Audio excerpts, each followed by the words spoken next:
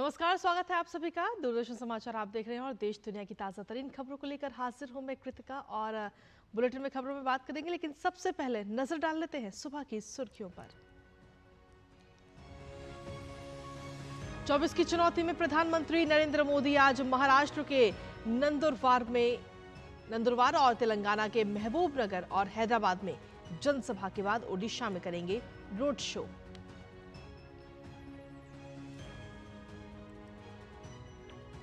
चुनावी रण में भारतीय जनता पार्टी के नेताओं की तूफानी रैली। अमित शाह झारखंड और पश्चिम बंगाल में तो जेपी नड्डा हरियाणा और चंडीगढ़ में संभालेंगे कमान। राजनाथ सिंह दुमका में जनसभा और गोंडा में करेंगे रोड शो। विपक्ष ने भी तेज की प्रचार की धार। मल्लिकार्जुन खड़गे तेलंगाना और आंध्र प्रदेश में करेंगे पब्लिक मीटिंग। वहीं राहुल गांधी और मायावती यूपी में करेंगे प्रचार। 7वें और अंतिम चरण के लिए नामांकन भरने की प्रक्रिया जारी। रविशंकर प्रसाद पटना साहिब से करेंगे नामांकन। कांग्रेस यूपी प्रदेश अध्यक्ष अजय राय वाराणसी से भरेंगे पर्चा। भाजपा प्रत्याशी निशिकांत दुबे और रवि किशन का भी नामांकन आज।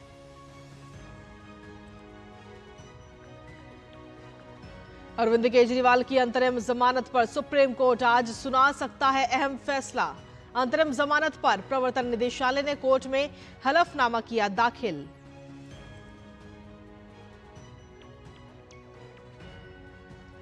अक्षय तृतीया के शुभ अवसर पर आज से 4 धाम यात्रा की हो रही शुरुआत। श्रद्धालुओं के लिए खुले श्री केदारनाथ धाम के कपाट, तो वहीं 12 मई को खुलेंगे श्री बद्रीनाथ धाम के कपाट।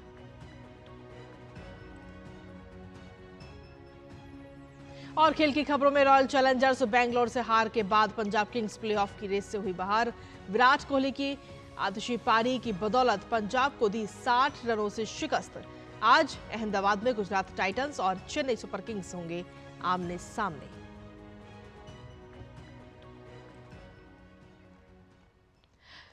तो चलिए बुलेटिन की शुरुआत करते हैं हेडलाइंस के बाद में, और सबसे पहले नजर डाल लेते हैं 24 की चुनौती यानी कि लोकसभा चुनावों से जुड़ी हुई तमाम खबरों पर।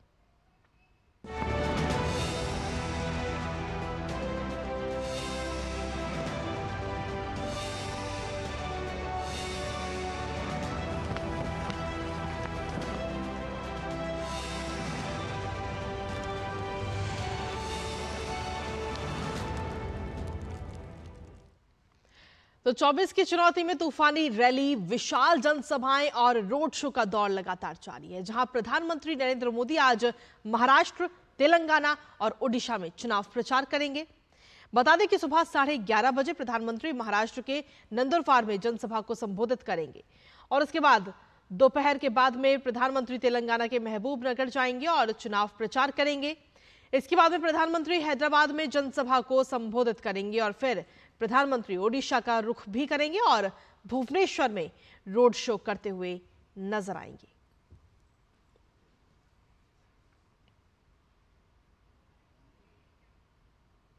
तो दक्षिण भारत के प्रमुख राज्यों में से एक राज्य तेलंगाना में चौथे चरण में प्रदेश की सभी 17 लोकसभा सीटों पर मतदान होना है।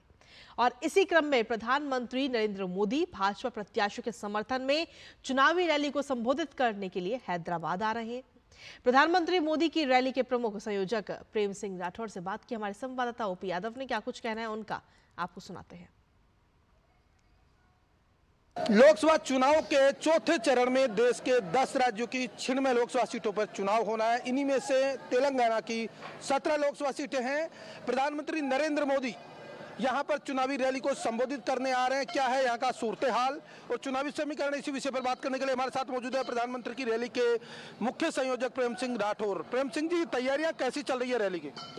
तैयारी बहुत जोरों से चल रही है। आप खुद देख रहे हो चारों तरफ कितना जोश उत्साह है। वैसे भी दक्षिण भारत के लोग प्रधानमंत्री जी के लिए और जो धर्म की राह पर चलता है उसके लिए अपने प्राण न्यौछावर करते हैं। क्या क्या तैयारी आपने खास तौर पर की है? प्रधानमंत्री जी आ रहे हैं, वो आप सभी को उद्बोधित करेंगे और उनका प्रेरणादायी उद्बोधन आप सभी को मिलेगा। हम सबको मिलेगा। हमारी तैयारी से ज़्यादा इंटरनल तैयारी है। हमारे पास हर जिले में अपनी अपनी भाषा का स्टाइल और उनके सांस्कृतिक विभाग है। अगर बात करें तेलंगाना में पूर्वांचल का एक मिनी समूह यहाँ रहता है, मारवाड़ी यहाँ रहते हैं, राजस्थानियों का समूह है, बहुत बड़ी आबादी है वोटर्स के रूप में, और उन सभी को साधने के लिए आपने लगातार न केवल प्रयास किए बल्कि घर घर तक कैंपेन भी किया, क्या कहेंगे? देखिए, ये सच्ची बात है कि इसको हैदराबाद को मिनी इंडिया कहते हैं। हर भारत के हर कोने से लोग यहाँ आकर के बसते हैं, व्यापार करते हैं, काम धंधा करते हैं। अब तो काफ़ी IT विभाग में भी जुड़ गए हैं, तो इसमें बहुत अच्छा लगता है हम लोगों को। जो सरकार यहाँ अभी तक के आई, पिछले दिनों में कांग्रेस की रही या BRS की रही या फिर कांग्रेस के आ गई, सिर्फ लूट करने का ही काम किया है। जनता को ठगना, कई जो है वायदे करना, कोई स्कीम बताना और करोड़ों रुपए गायब कर देना, गबन करने का ही काम किया है। हम आशा करते हैं कि भाजपा सरकार आएगी तो दक्षिण में एक नई रौनक आएगी, पूरा तेलंगाना नए तरीके से उत्साहपूर्वक तरक्की करेगा। हमारी डबल डिजिट के अंदर हमारी जो है यहाँ पर सीटें आएगी।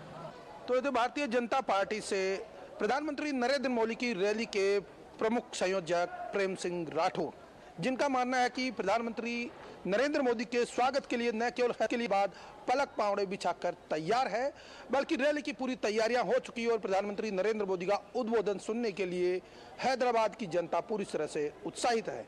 OP Yadav, DD news, Hyderabad. तो वहीं लोकसभा चुनाव के लिए भारतीय जनता पार्टी का चुनाव प्रचार लगातार अभियान जोर पकड़ता हुआ नजर आ रहा है। मिशन 400 पार के नारे के साथ एक एक सीट को जीतने के लिए भारतीय जनता पार्टी के सभी दिग्गज नेताओं ने इस वक्त अपनी पूरी ताकत झोंक दी है। आज भारतीय जनता पार्टी के वरिष्ठ नेता और स्टार प्रचारक अमित शाह झारखंड और पश्चिम बंगाल में ताबड़तोड़ रैलियां और रोड शो करेंगे। NDA के पक्ष में जीत का माहौल तैयार करते हुए नजर आएंगे। अमित शाह आज सबसे पहले झारखंड के खूंटी लोकसभा क्षेत्र में जनसभा को संबोधित करेंगे, जिसके बाद वो पश्चिम बंगाल के चुनावी दौरे पर पहुंचेंगे, जहां वो नादिया जिले के राणाघाट और वीरभूम संसदीय क्षेत्र में रैली करेंगे। रैली को संबोधित करने के बाद अमित शाह आसनसोल से भारतीय जनता पार्टी के उम्मीदवार सुरेंद्र सिंह अहलूवालिया के समर्थन में शाम 4 बजे रानीगंज के सियारसोल राजवाड़ी मैदान से शिशुवागान तक एक रोड शो भी करेंगे। वहीं भाजपा के राष्ट्रीय अध्यक्ष और स्टार प्रचारक JP नड्डा आज हरियाणा के पंचकुला में दोपहर करीब 12 बजे रोड शो कर जनता से भाजपा के पक्ष में मतदान की अपील करेंगे, जिसके बाद वो शाम 4 बजे चंडीगढ़ के रामलीला मैदान में विजय संकल्प रैली को संबोधित कर राज्य की सभी लोकसभा सीटों पर भाजपा की जीत को सुनिश्चित करेंगे। वहीं भाजपा के वरिष्ठ नेता और रक्षा मंत्री राजनाथ सिंह झारखंड के गोड्डा और दुमका में भाजपा प्रत्याशियों के नामांकन में शामिल होंगे। रक्षा मंत्री दुमका के यज्ञ मैदान में सीता सोरेन के पक्ष में जनसभा को संबोधित करेंगे। वहीं राजनाथ सिंह गोड्डा लोकसभा सीट से भाजपा प्रत्याशी डॉक्टर निशिकांत दुबे के नामांकन में भी शामिल होंगे। आज तो लोकसभा चुनाव के तीसरे चरण के लिए विपक्ष का भी, आपको बता दें कि लोकसभा चुनाव के चौथे चरण के लिए भी विपक्ष का धुआंधार चुनाव प्रचार जारी है और आज विपक्ष के कई दिग्गज नेता मतदाताओं को लुभाने के लिए चुनावी मैदान में उतरेंगे। कांग्रेस अध्यक्ष मल्लिकार्जुन खड़गे तेलंगाना और आंध्र प्रदेश में चुनावी सभाएं करेंगे। मल्लिकार्जुन खड़गे का दिन का पहला चुनावी कार्यक्रम तेलंगाना की राजधानी हैदराबाद में होगा। तो आपको बता दें कि लगातार चुनावी जनसभाएं इस वक्त तमाम जो राजनीतिक दल हैं वो करते हुए नजर आ रहे हैं। कहां पक्ष और कहां विपक्ष, सभी लोग एड़ी चोटी का जोर लगाते हुए नजर आ रहे हैं। अगर विपक्ष की हम बात करें तो धुआंधार प्रचार विपक्ष की तरफ से लगातार किया जा रहा है और यूपी कन्नौज और कानपुर में भी चुनावी रैली को आज संबोधित किया जाएगा। कांग्रेस के स्टार प्रचारक राहुल गांधी आज 2 चुनावी कार्यक्रमों को संबोधित करते हुए नजर आएंगे। राष्ट्रीय संविधान रक्षा और न्याय सम्मेलन को भी आज संबोधित करते हुए नजर आएंगे।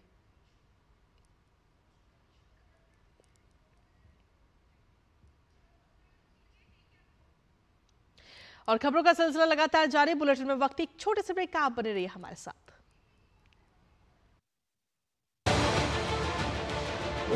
उत्तर से दक्षिण तक, पूर्व से पश्चिम तक, देश हो या दुनिया की खबर है तो पड़ताल जरूरी है।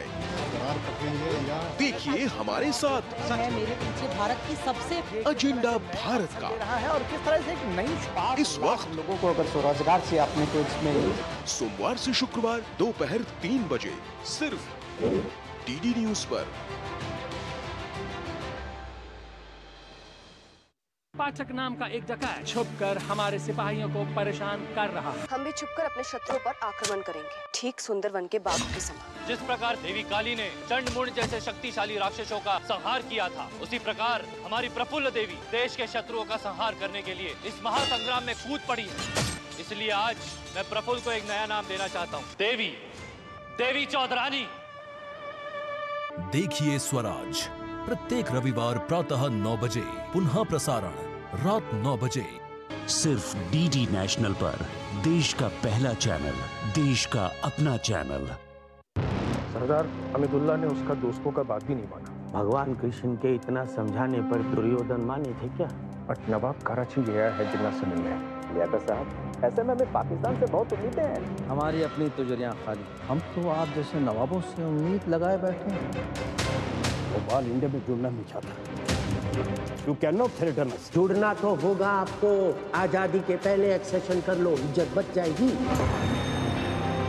सरदार द गेम चेंजर हर रविवार प्रातः 11:30 बजे और पुनः प्रसारण रात 10 बजे, सिर्फ डीडी नेशनल पर। देश का पहला चैनल, देश का अपना चैनल। चाय की प्याली के साथ खबरों से भरी नई सुबह। देश की राजनीति। और ब्रेक के बाद एक बार फिर से स्वागत आप सभी का। वापस रुक करते खबरों का, जहां आपको बता दें कि चुनावी रण में विपक्षी नेताओं का प्रचार अभियान जो है वो तेजी जो है उसकी लगातार जारी है। कांग्रेस के स्टार प्रचारक राहुल गांधी की अगर बात करें तो राहुल गांधी आज तेलंगाना में जनसभा करेंगे। राहुल गांधी की पहली जनसभा मेडक में होगी, तो वहीं मल्काजगिरी में चुनावी हुंकार भरेंगे।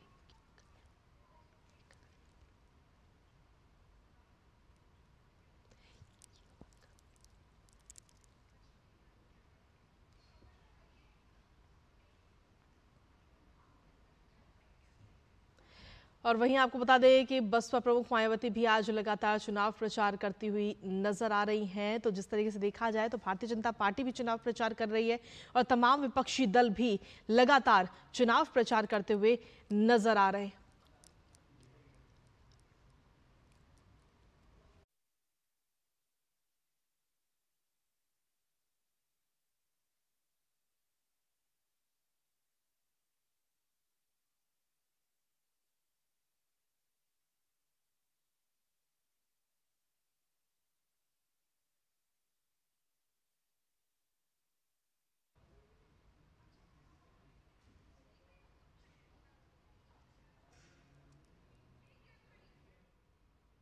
और एक छोटे से ब्रेक के लिए और रुकेंगे, जल्द हाजिर होते हैं। ज्ञान परंपरा, संस्कृत और स्वास्थ्य के साथ स्वास्थ्य में उपयोगी आयुष पद्धतियों का विज्ञान, संस्कृति, कला, योग का अद्भुत ज्ञान। देखिए विशेष कार्यक्रम सुप्रभातम सोमवार से शुक्रवार सुबह 7 बजे सिर्फ डीडी न्यूज पर।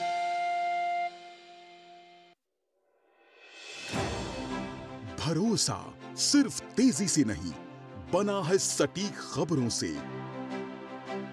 दावे नहीं, दिखाते हैं तथ्य, दिखावा नहीं, चुनते हैं सच।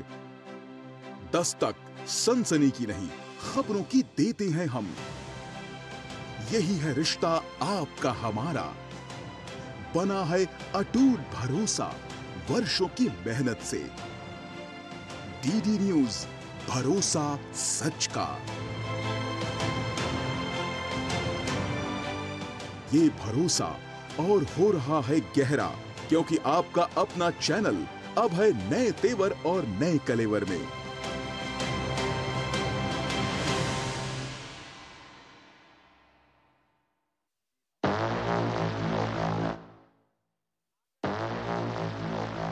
राजस्थान अलवर जिले में भारत निर्वाचन आयोग की एक टीम पहली बार एक अनोखे और महत्वपूर्ण मिशन पर है।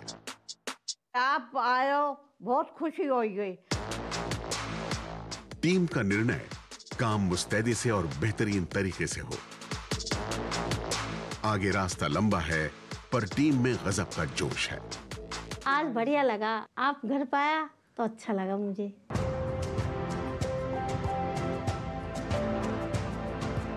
मिशन 85 साल से अधिक उम्र के और दिव्यांग नागरिक अपना वोट दे पाए।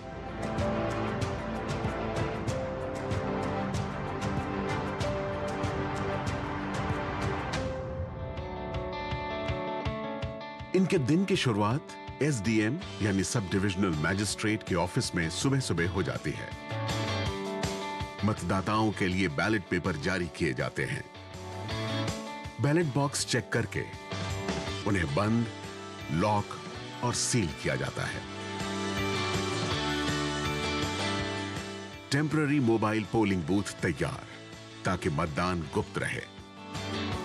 कैमरे में इनके हर कदम को रिकॉर्ड किया जाता है।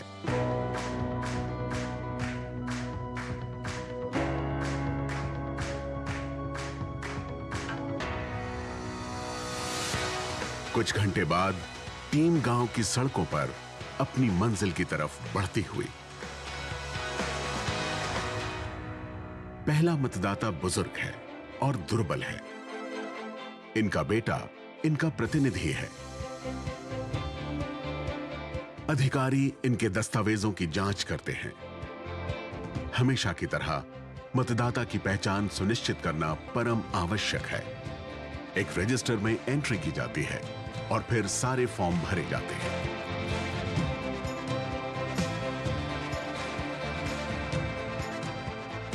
टेम्पररी मोबाइल पोलिंग बूथ को मतदाता के सामने रख दिया जाता है। और ब्रेक के बाद एक बार फिर से स्वागत है आप सभी का। खबरों में आगे बढ़ेंगे तो आपको बता दें कि भारतीय जनता पार्टी के प्रत्याशी और पूर्व केंद्रीय मंत्री रविशंकर प्रसाद आज पटना साहिब से अपना नामांकन दाखिल करते हुए नजर आएंगे। बिहार के पटना साहिब में आपको बता दें कि आम चुनाव के 7वें चरण के तहत 1 जून को मतदान होना है।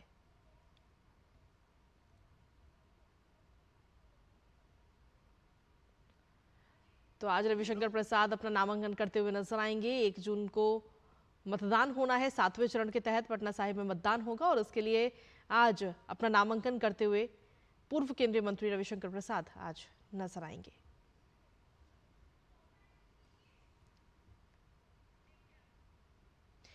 वहीं उत्तर प्रदेश की गोरखपुर लोकसभा सीट से भारतीय जनता पार्टी के प्रत्याशी रवि किशन भी आज नामांकन दाखिल करेंगे।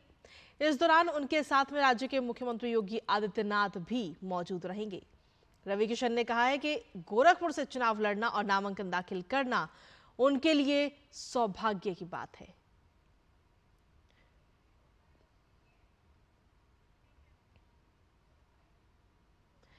और वहीं झारखंड के गोड्डा लोकसभा क्षेत्र से भारतीय जनता पार्टी के प्रत्याशी निशिकांत दुबे आज नामांकन दाखिल करेंगे और नामांकन के दौरान भाजपा के वरिष्ठ नेता और केंद्रीय मंत्री राजनाथ सिंह भी उनके साथ उपस्थित रहेंगे।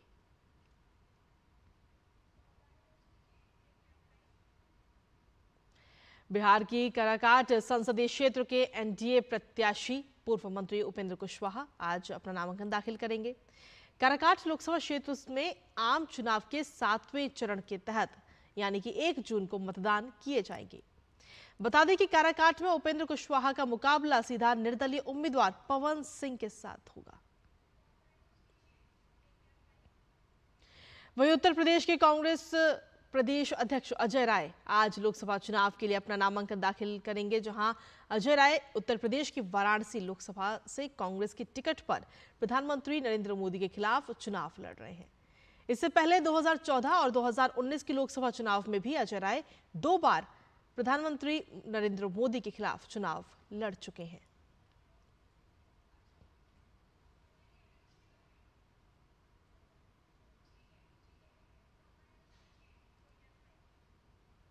और अब बात मध्य प्रदेश की करते हैं, जहां बैतूल में 4 मतदान केंद्रों पर आज दोबारा से वोट डाले जाएंगे। दरअसल इन मतदान केंद्रों की सामग्री बस में आग लगने की वजह से वो जल गई थी और बस में 6 मतदान केंद्रों की सामग्री थी, जिसमें 2 मतदान केंद्रों की सामग्री सुरक्षित बची थी। आपको बता दें कि ये मतदान शाम 6 बजे तक होगा।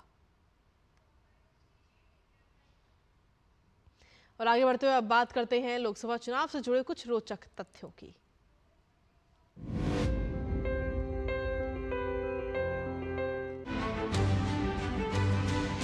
दुनिया के सबसे बड़े लोकतंत्र का सबसे बड़ा महापर्व जारी है। अगर 2019 के लोकसभा चुनाव से जुड़े रोचक तथ्यों की बात करें तो हम 5 ऐसे संसदीय क्षेत्रों की बात करते हैं जहां नोटा को सबसे कम वोट पड़े। लक्षद्वीप में नोटा के पक्ष में केवल 100 वोट डाले गए। वहीं लद्दाख में नोटा पर 922 मत पड़े। इसके अलावा अनंतनाग में भी नोटा पर 937 लोगों ने वोट किया। साथ ही अंडमान और निकोबार द्वीप समूह में नोटा पर 1412 वोट डाले गए। उधर दमन और दीव लोकसभा सीट पर 1487 लोगों ने नोटा के पक्ष में मतदान किया। जनादेश डेस्क, डीडी न्यूज।